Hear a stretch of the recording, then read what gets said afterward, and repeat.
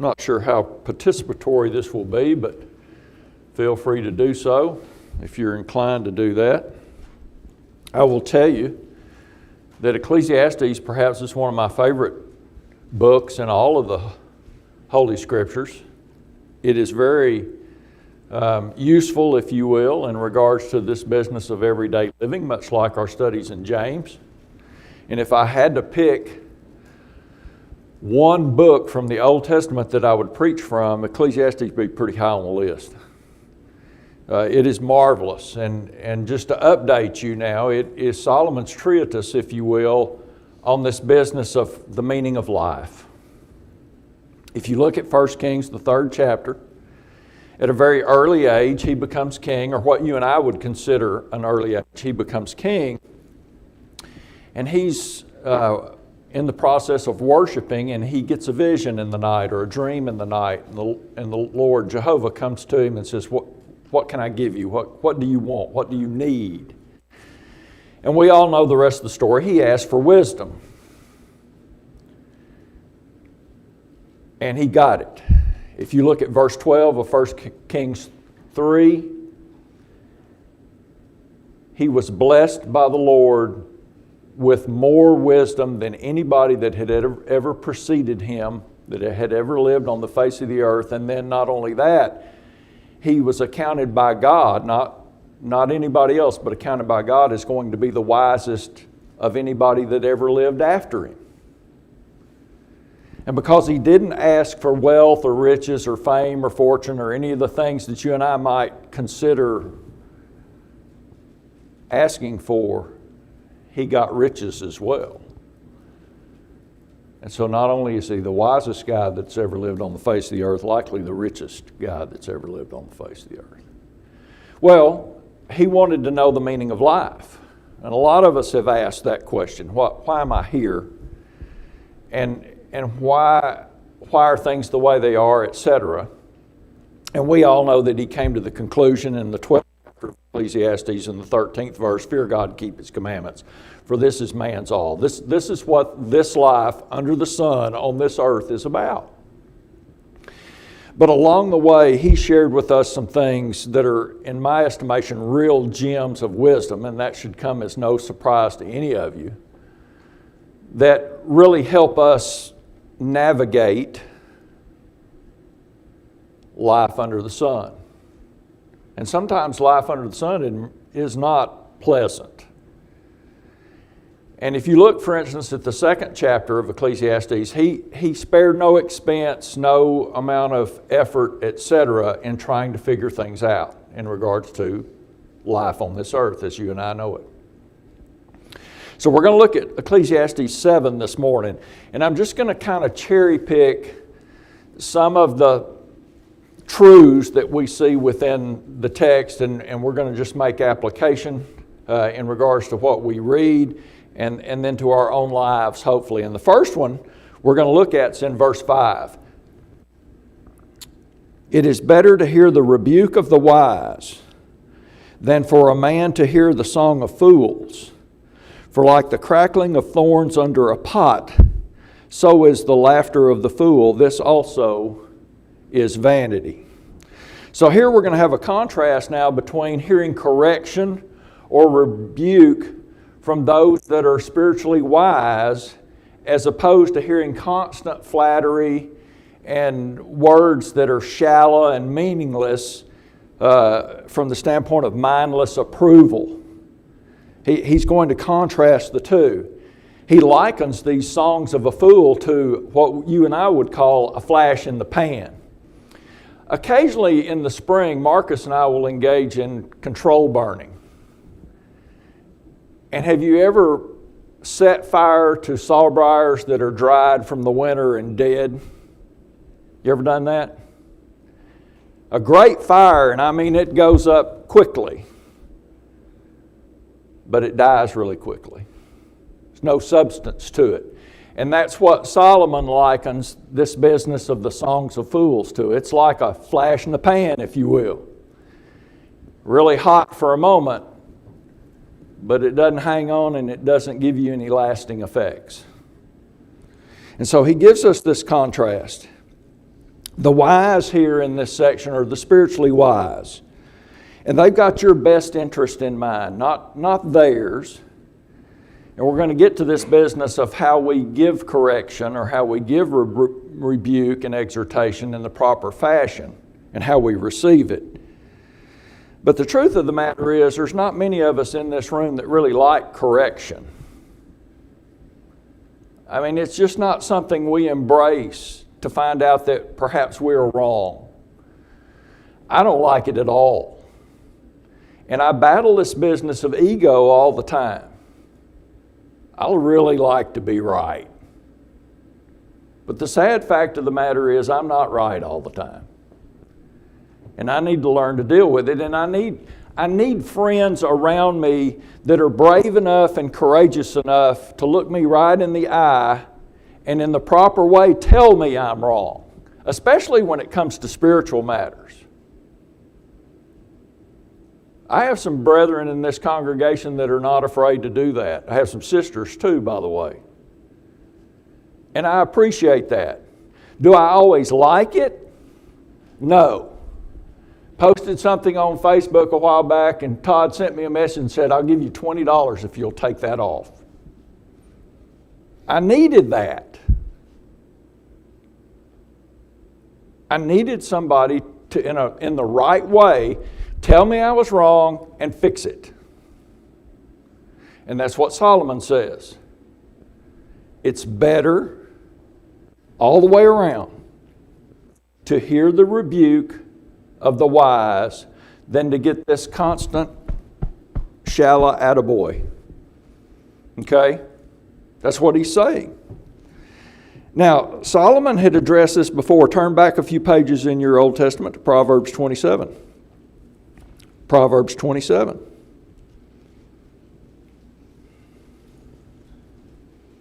If you like to write in your Bible, next to Ecclesiastes 7, verses 5 and 6, put Proverbs 27:6. Faithful are the wounds of a friend, but the kisses of an enemy are deceitful.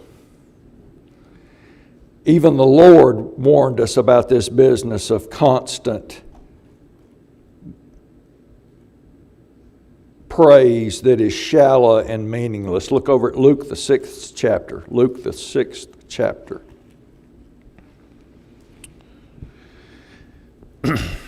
He starts out in this section with what you and I would call the Beatitudes in verse 20. But look down at verse 24. He pronounces some woes. Woe to you who are rich, for you have received your consolation. Woe to you who are full, for you shall hunger. Woe to you who laugh now, for you shall mourn and weep. Woe to you when all men speak well of you, for so did their fathers to the false prophets. Be cautious, brothers and sisters, when all you hear is praise. Learn to embrace constructive criticism. And I want you to consider the story of Nathan and David when you do that. 2 Samuel 12. 2 Samuel 12. We know the story. David's up on the roof and sees Bathsheba bathing, looks with a view towards lusting, sends folks to get her. They engage in an adulterous relationship. She becomes pregnant. He kills Uriah. After no small amount of effort, he has the army withdraw from Uriah. And Uriah is killed. And Nathan has the task of confronting him. Now think about that. You got a prophet of God that's sent by God to the king who has already killed a guy over this matter. And he's got to tell him he's wrong. The reproof and the correction of the wise to his friend the king, who is all powerful and has already murdered one person over this deal. That takes a lot of courage. But you'll note that he did it in a very interesting fashion. And we know the way that he did it. He told him sort of a parable, if you will, about the wealthiest guy around needing a meal, and so he steals a ewe, or takes forcibly the ewe of a poor guy and uses it for groceries. And what's David's response when Nathan tells, and I'm grossly paraphrasing, what's David's response when he hears the story from Nathan? He's livid. That guy needs to die. And what's Nathan say? It's you. And David's response is not, I'm going to kill you too. I've sinned against God, and I've sinned against my fellow man. So that's both the way we deliver the news and the way we receive the news. Anything about that section that you want to add? Again, being corrected is not easy, but it's necessary, and Solomon says it's better than constant praise. Okay, the next section, let's look down a few verses. Verses 13 through 15. Now the thought probably starts just a little bit before that in verse 11, but for time's sake we're going to look at verses 13 through 15. Consider the work of God, for who can make straight what he has made crooked? In the day of prosperity be joyful, but in the day of adversity consider, surely God has appointed the one as well as the other, so that man can find out nothing that will come after him. I have seen everything in my days of vanity. There is a just man who perishes in his righteousness, and there is a wicked man who prolongs life in his wickedness. Now, if this sounds familiar, hold your finger there and go back to the first chapter. Hold your finger there and go back to the first chapter. Verse 12, I, the preacher, was king over Israel and Jerusalem, and I set my heart to seek and search out by wisdom concerning all that is done under heaven, this burdensome task God has given to the sons of man, by which they may be exercised. I have seen all the works that are done under the sun, and indeed all is vanity and grasping for the wind. That's verses 12 through 14. Now look at verse 15. What is crooked cannot be made straight, and what is lacking cannot be numbered. We've talked about that. You may not remember it, but we've talked about this verse specifically.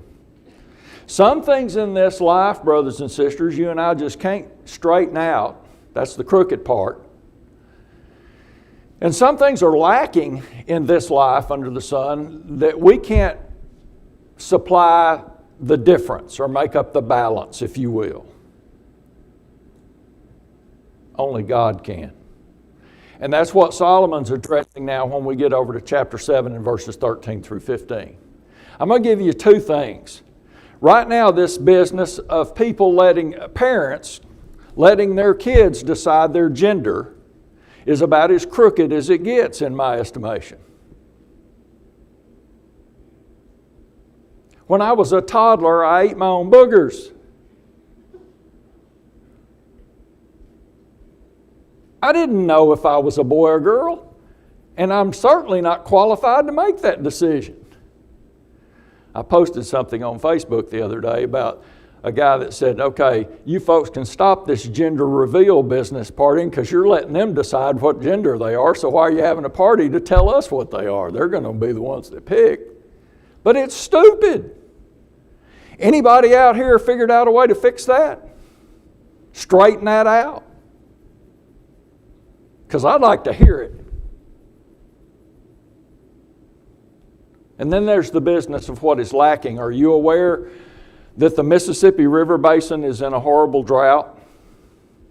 Marcus crossed the bridge at Memphis the other day, and as far as he could see, there's barges lined up on the bank. They can't move. Usually the Mississippi at Memphis is capable of barge transport, 8 barges wide, 4 going either direction at the same time. Right now they're having to go single file and they cannot pass each other.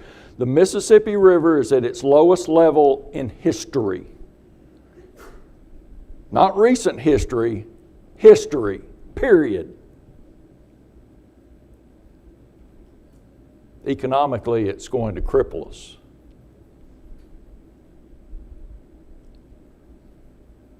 I can't fix that either. Who makes it rain? God. Man doesn't.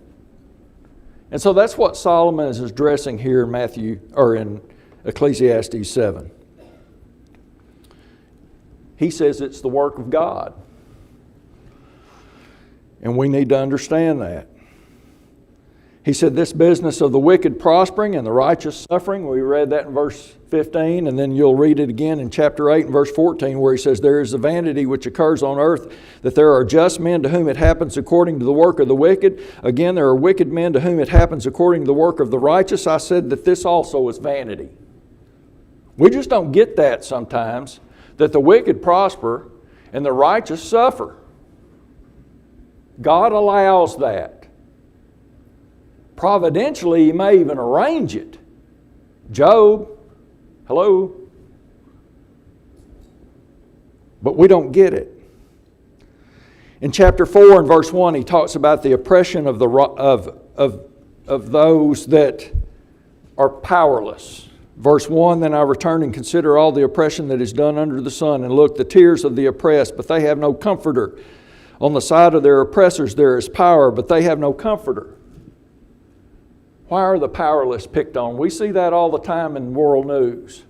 Folks that can't take care of themselves are just abused to the point that there's genocide. God's allowed that, Solomon says. And we can't answer the why question there. And he says we need to come to grips with it, because he says this is God's work in verse 13. And try as you and I might, we don't understand it, and we certainly can't fix it.